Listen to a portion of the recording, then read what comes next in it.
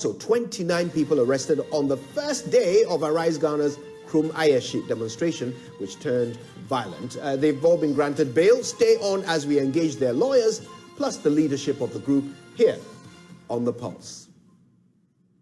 My name is Kojo Yangson. The Pulse is brought to you by Global Communities Dignilu, affordable, safe sanitation.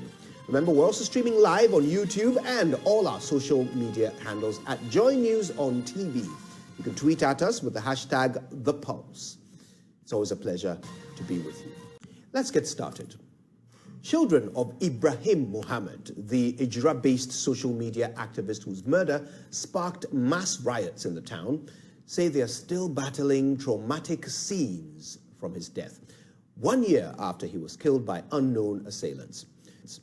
2 of the 5 girls he left behind are unable to use the main entrance to their house just to avoid coming into contact with the bloody spot where their father was found unconscious in a pool of blood. Police said Ibrahim Mohammed, also known as Kaka Macho, was attacked on the head, possibly with a club, by his assailants as he entered his family house on his motorbike. My colleague Ohiming Tewia visited the Dagomba Line family house of the late activist at Ejura 1 year after his passing. And he's come through with this report. Ibrahim Mohammed, a fashion designer noted for using social media platforms to address the ills in Ejura, died at the Konfanochi Teaching Hospital 3 days after he was attacked on June 26, 2021. Police say the late activist was attacked whilst entering the family house here at Dagomba Line in Ejura through this entrance, which then used to be a wooden gate. Any day I entered the house, I remember the scene I saw that day. He was pulling his motorbike in. Then he was hit by the sticks. I realized maybe one is hiding here, one is hiding here. So they attacked him here. So he was lying in a pool of blood. At that fateful dawn when you come, this sport potholes is full of blood. The sticks were lying here, one day. And the people have fled away. Angered by the failure of police to arrest his suspected killers, the youth went on rampage, attacked the Ejura police station and vandalized property. I called Lieutenant Kendall Pepra, commanding officer, 4 Battalion, to dispatch some of the teams of Operation Calm Light to provide protection. A military reinforcement deployed on the orders of the Ashanti Regional Minister Simon Osei-Mensah to maintain law and order ended up gunning down 2 more people. Somebody in the military uniform kneeled down, aimed at somebody, shooting him down.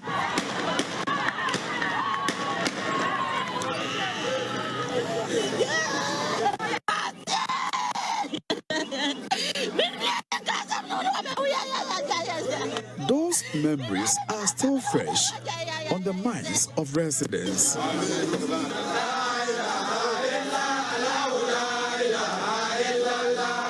What happened was not something that the citizenry, for that matter, the opinion leaders, the chieftaincy institution, the assembly wanted, particularly the shedding of blood. It is an incident we do not want to remember. Abulai Abubakar's younger brother, 25-year-old Abdul Nazil, a father of 1, was among the protesters who were killed.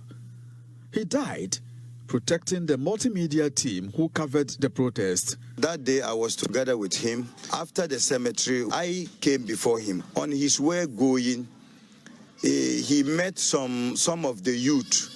He made a ring with one of our junior brother, defending the media people to cover the demonstration. Some minutes we were here, they called and said they have shoot him.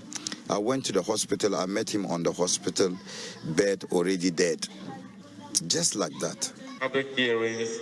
But despite receiving compensation from government on the recommendations of a committee of inquiry, his family wants to see the military officers who took part in the shooting punished.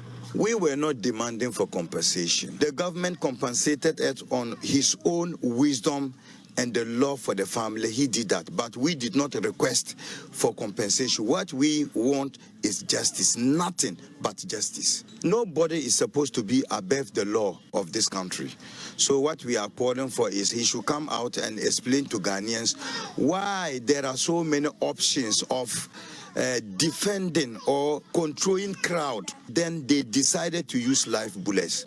So we wanted a stop for this type of killing. The family of Kaka Mechu, the man whose death sparked the protest, still bear the scars of the incident. A brother of the late activist shares the family's dilemma. He has 5 daughters. 2 of them don't pass to their side. They feel that anytime they are passing, they see their father lying in the pool of blood. So there is another outlet at the other end through the mother's door. So they pass that end. Mistakenly, if the person gets here, you see him crying. So psychologically, the children have a lot. These are children. But as I'm telling you,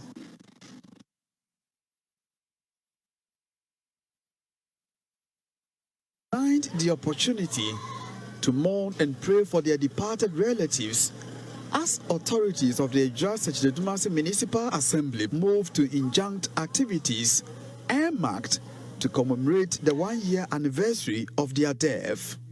Nafiu Mohammed and Abulai Abubakar are brothers of the late Kaka Mechu and Abdul Nazil. we have been denied of our religious rights. What disgusts me was now the court that has been used as an obstacle to prevent the family from mourning their individuals. It's just a situation, I call it as a quack system. This thing will not happen in any proper country where democracy and rule of law is happening. It is a very sad issue for the democracy of our country. We as a family lost our loved one 1 year now, and we decided to do some prayers for them as a Muslims, and we were denied to do that. So why would the local assembly prevent the anniversary celebrations of the late activists and others who died whilst seeking justice for him? I caught up with the chief executive of the Ejura-based Municipal Assembly, Dr. Kingsley Osei. The traditional council, the assembly, and the Muslim community came together and organized 1 year anniversary in a form of prayer session for the departed souls, the 3 of them. In fact, the chief imam, or for that matter, the Muslim community, demanded a bull as part of a sacrifice to aid the 1 year prayer session for the departed, and it was provided. So we felt that thing had been done. We at the MISEC, who are in charge of security, feel and think that allowing them to go ahead with that celebration or observation could, in parenthesis,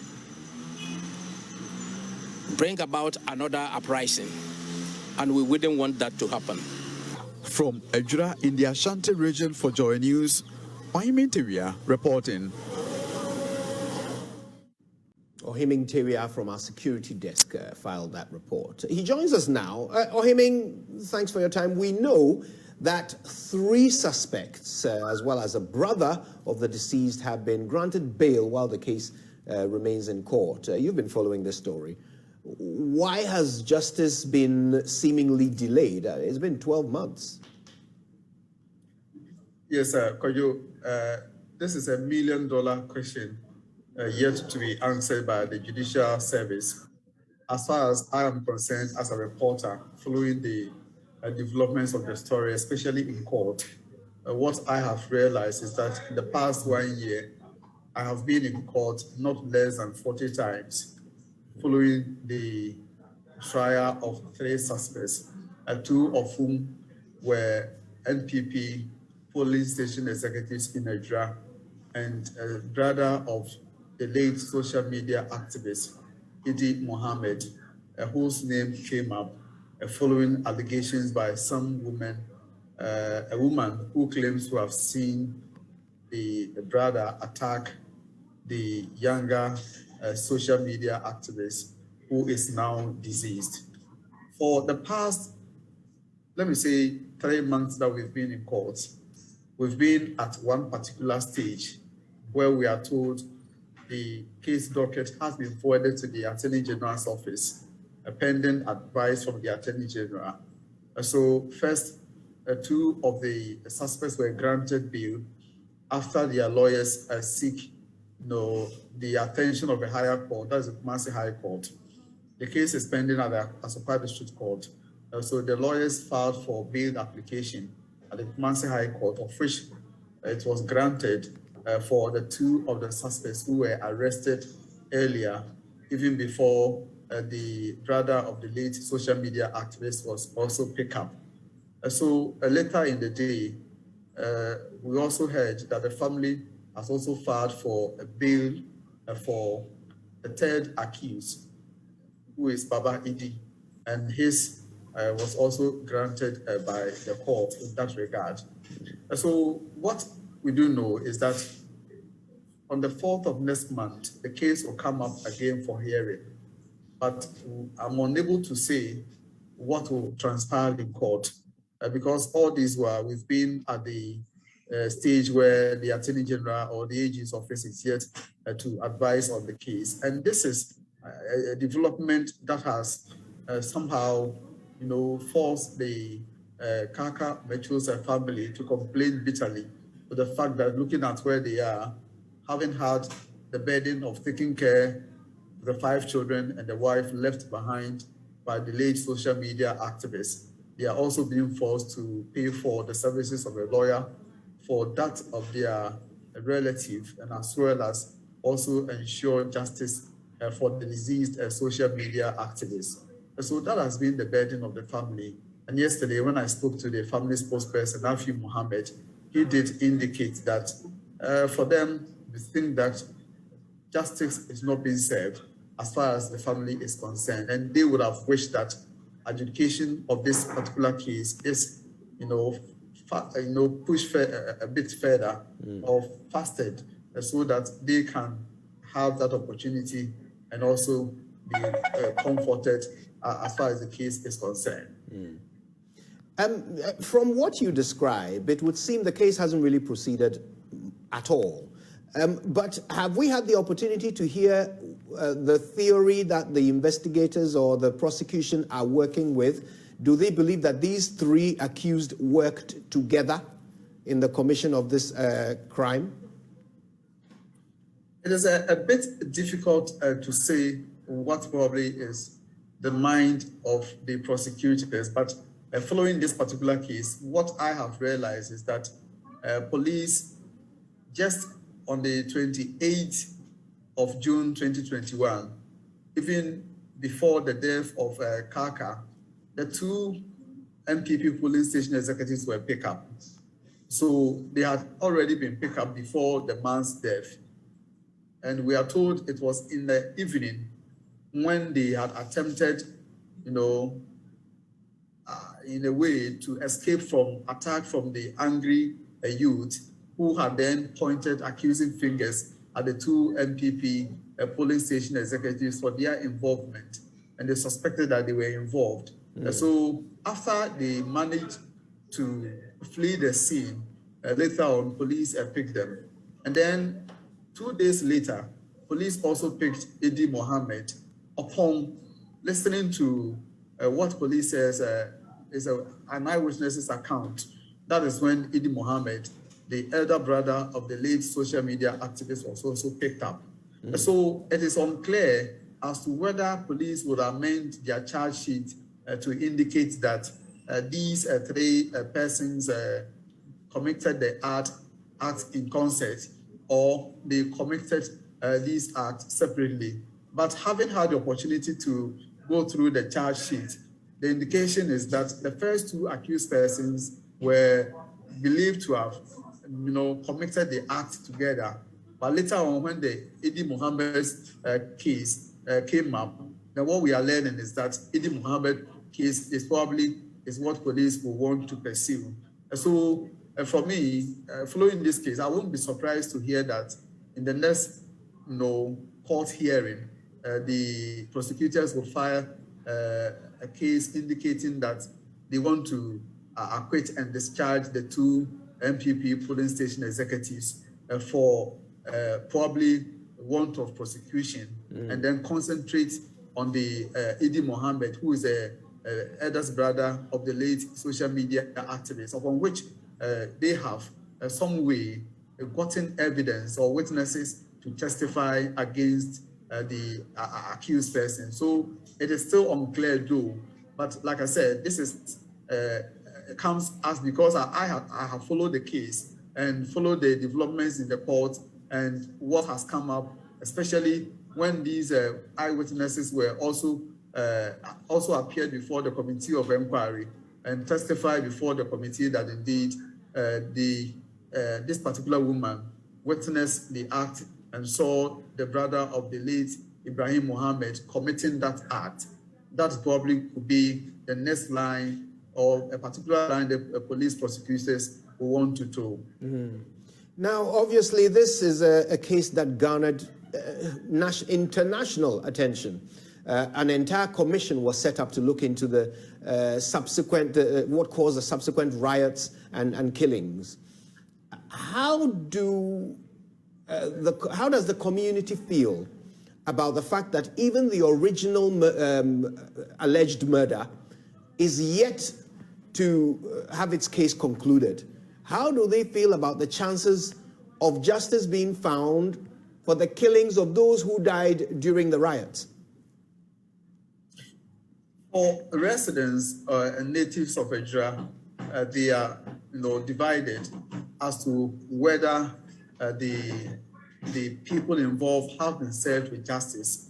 There's this school of thought from one angle that having had a listening government, few days after the incident, a commission was set up, and then some suspects were picked up and they were held in custody for several months. That actually satisfied their curiosity that indeed efforts are being made, something is being done, and duly justice will be served, to the extent that government has paid compensation to some of the affected family members, especially those who lost their relatives. So this somehow gives them confidence that the system will work. There are others who also believe that, yes, beyond the payment of compensation and the arrest of the three suspects, they still believe that something more can be done.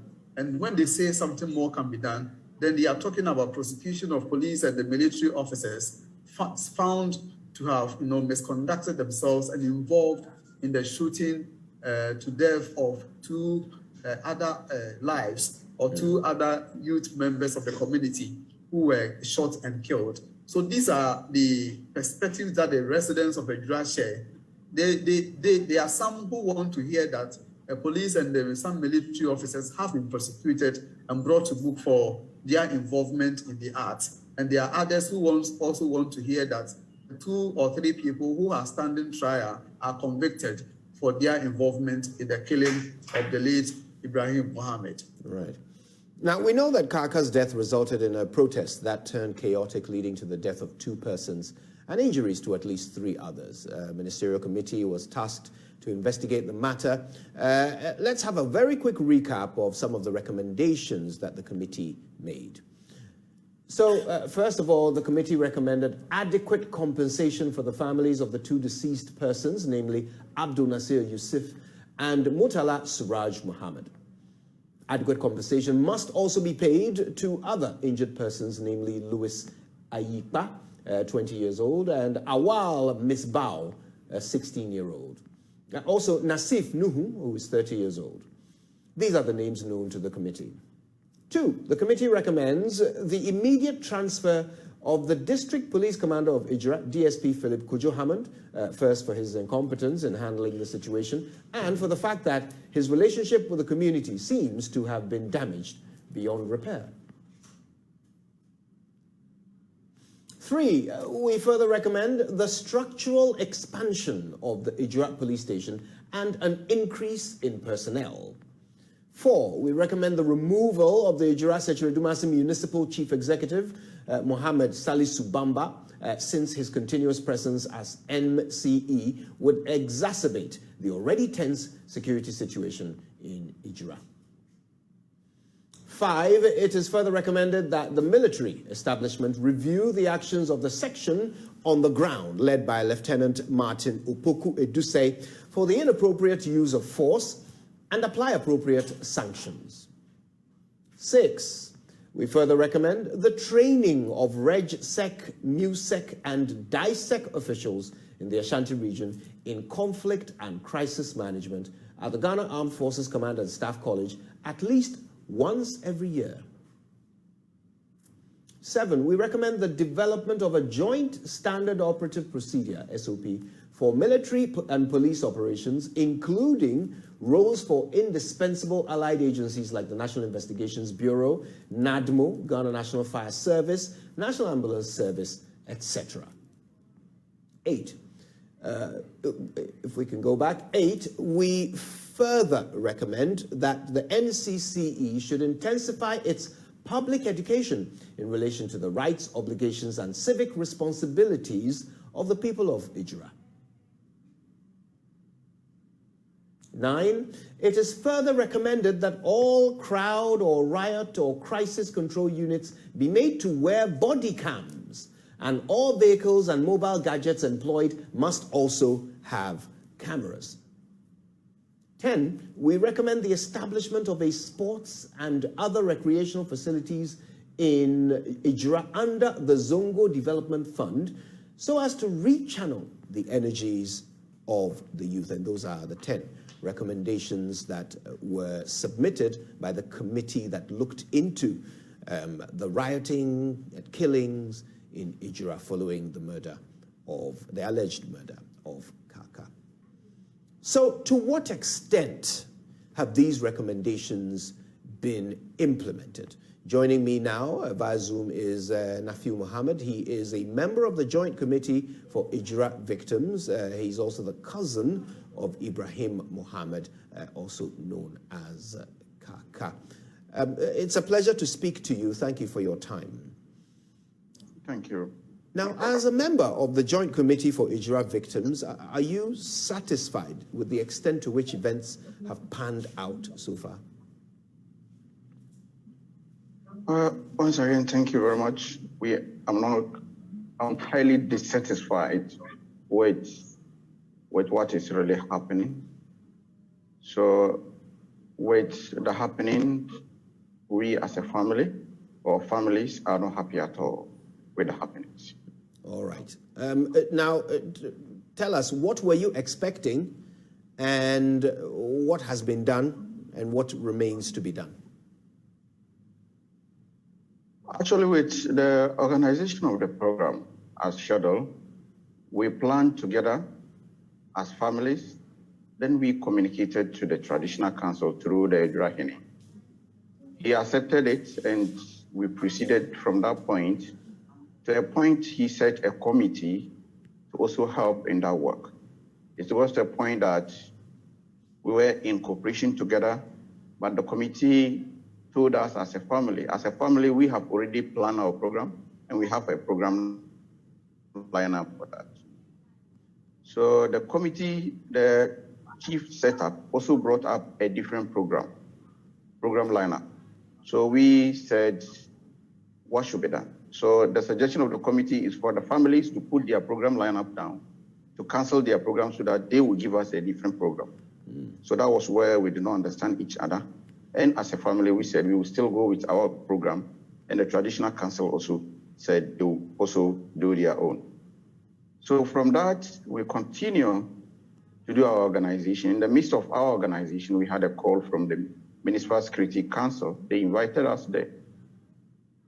So as a matter of fact, I went with a brother of late Abdul Nasir Yusuf to the meeting. At the meeting, we were made to understand the fact that, don't we know that Ejura is organizing a program? In context, you understand that Ejura is solely organizing the program.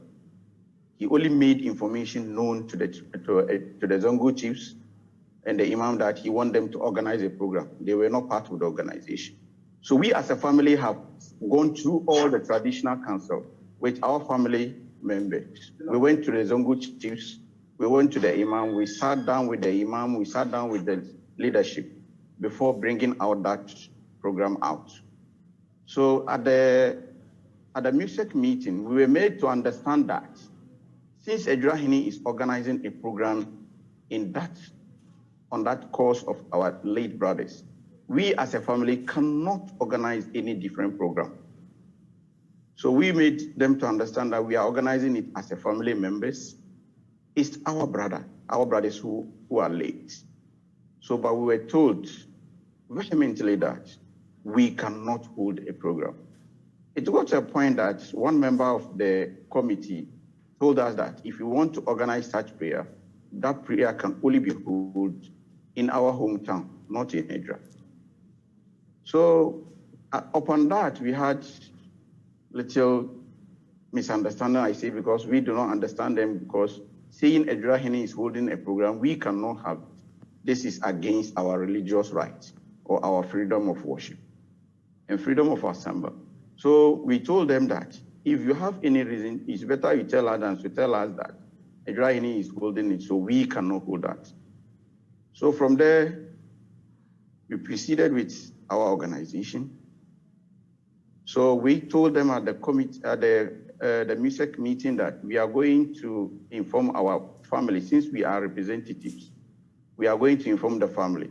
We were told right there that when we even go and inform them, the same day they invited us at the meeting, the same day the program for the Ejura is taking on. So if even we go, we are just going to inform our family the program has taken place and we cannot hold any program. So as in Asantis, we say, so we told them still we are going to inform our family members so that we will revert to them and give them the information. Hopefully the coming Monday, that was just past Monday, we did inform them in writing and reply them with the questions they asked us.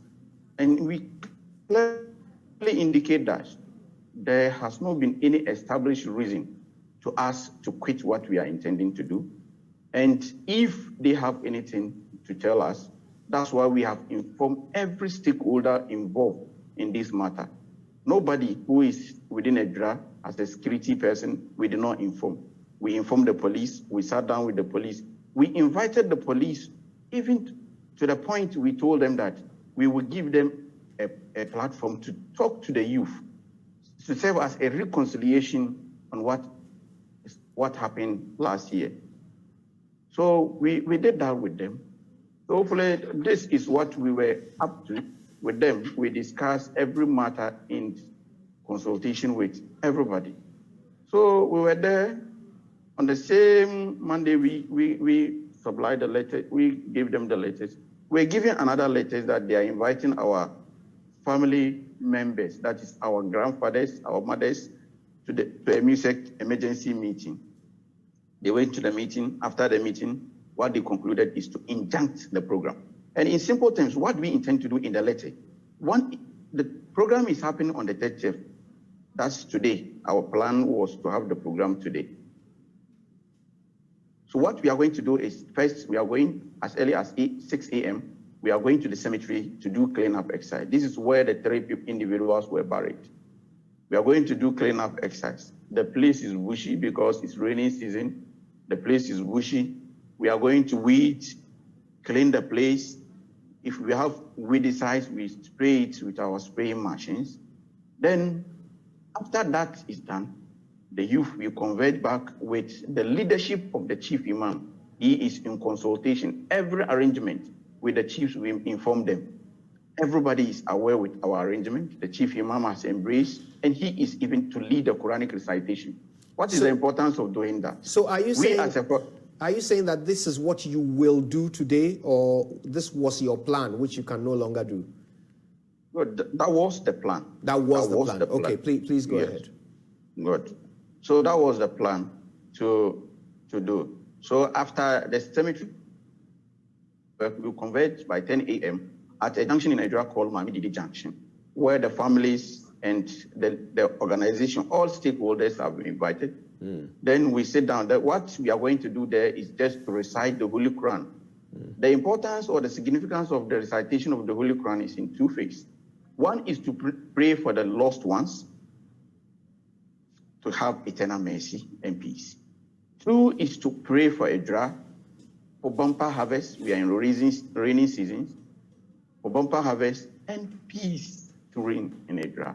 Right. And lastly is to pray for the entire nation, Ghana at large, to have peaceful coexistence. Right. Now, to even tell you, the main theme for the program we were organizing is peace building towards enhancing reconciliation within the community. Okay. This is the theme. Now, the police has, sought an injunction to stop you from doing all that you've described. What's the next step? What will you do next? Actually, as at now, the family is in consultation, in discussion, the way forward. As we circulated within our press release, within short period, the family is going to hold a press conference to address every issue from the first day the case happened till date and the happenings within the case. Okay, very well. We'll look out for that press conference. And of course, as always, our thoughts are with you and your family. Condolences once again for the loss. And that Thank you very much, Mark. Thank you. That was Nafiu Mohammed. He's a member of the committee that was set up for the victims of the Ejura violence. Now, Member of Parliament for Ejura Secretary Dumase Alhaji Bawa Brahma Mohammed has taken on the police for stopping the commemoration of the brutalities meted out to some of his constituents by state security agencies. Now, the family of the victims had planned a traditional Islamic prayer, as you just heard described, but the police have since secured an injunction against that event. He spoke to Joy News' parliamentary correspondent Kwekwa Sante, and he said that the action by the police does not help to consolidate peace in the constituency. Let's hear him. We're going to hold 1 year prayers of Adua for the deceased. That will be tomorrow, Thursday. And they were even seeking for some support from me. So later on, they sent me an injunction that had been served on them as party. It means that they were not even called to the court. The police are going to take an injunction for whatever reason. I sitting here, I don't know. But I believe that to somebody to lose their relatives, young ones, as this, and they want to commemorate the annual event, and they are being prevented, I believe it's not in the best direction. I don't know under which condition or who prompted the police to go for this injunction, but injuncting the people from their constitutional right of performing the funeral of the young guys who died, in such bizarre circumstances, and then the state injecting them, I believe it's not. It's not fair. It's not. In the best interest of peace and security. Now, Alhaji Bawa Brahma Mohammed also lamented the non-payment of compensation to some of the victims. Although the families of those who lost their lives have been compensated, he claims that there are still some, particularly those injured, who are yet to receive compensation. 1 year on since the disturbances in Ejura, relative to the lynching and passing on of Kaka, then one will say that to me, the victims, those who lost their lives, after the burial of Kaka, during the disturbances, have not gotten justice. I'm saying this because apart from those who lost their lives, we had those who were injured. As I speak with you now, there's a young guy called Mohammed Awal, about 19 to 20 years, who got his limb amputated. And up to now, nothing, not even a farthing, has been advanced to him in the form of compensation as recommended by the Justice Committee. And then also there was another guy who also had sustained a gunshot injury in the stomach, who was operated upon, and as a result of the injury, he's not able to work as he's supposed to do. He has also been compensated. The last time, as a member of the Defense and Interior Committee, when we met the security chiefs, I asked the Minister for Interior why, as at now, they have not been compensated, and was saying that they were waiting for an assessment from the medical team before they will be able to assess the quantum of compensation that will be advanced to them. But I feel that for 1 year, if you cannot, I mean, if this injury, when it happened, they were taken to Komanochi, it was doctors who worked on them, and up to now they cannot assess the degree of injury to know the compensation that we are advanced to them. I feel like this certainly cannot be true, because at least 1 year on, when the medical officers who worked on these injured persons are there, this certainly cannot be true. That's the MP for Ejura, Dumase. Now, we still have Ohimin Tewia from our security desk, who's been following the story from its very beginning. Ohimin, this injunction, a bit of a mystery for us. Why exactly did MUSEC decide to injunct the 1 year celebration of or commemoration of the killings in Ejura? The MUSEC has argued that a similar event led by the Ejura Mahine and that of the Zongo chiefs and the traditional authorities had planned, and it actually came to pass. Muslim prayers were held for the victims inside the central mosque of Ejura. So when the two other families wanted to hold a similar event, the MUSEC, extended some sort of olive hands to them to come and join the one being organized by the traditional authorities and the Sariki Zongo and the chief imam. But they decided not to, come around to be part of that particular program. But MUSEC thinks that having listening to the two families, for instance, their line of program for the day would have been that they would take a procession to the cemetery where the deceased persons were, buried, and also embark on a cleanup exercise at the cemetery. MUSEC suspected that if they allow this organization to fester, then there could be a recipe or a repeat of the 28th June event, which turned out to be chaotic. Why do they feel that might happen? Yes, they think that, yes, they are saying that they were doing the program in conjunction with Fix the Country, where they were inviting the youth to come and be part of this commemoration. MUSEC thinks that, in the first place, a similar incident on June 28th led to riots in the community and brought security at a standstill in Ejura.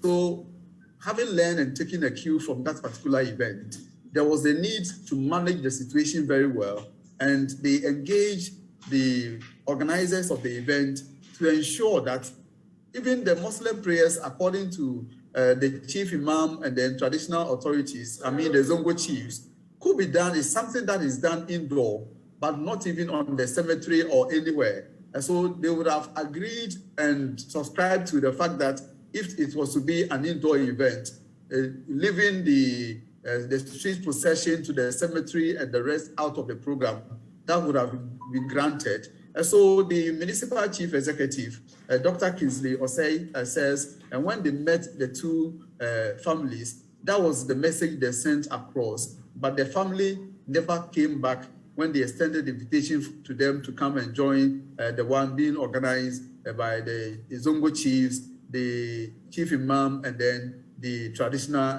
council in that regard. Interesting. Well, thank you very much for that update, Ohiming. Yeah. Ohiming Terry, of course, with our security desk. The story will continue to unfold, and we'll bring you all the details here.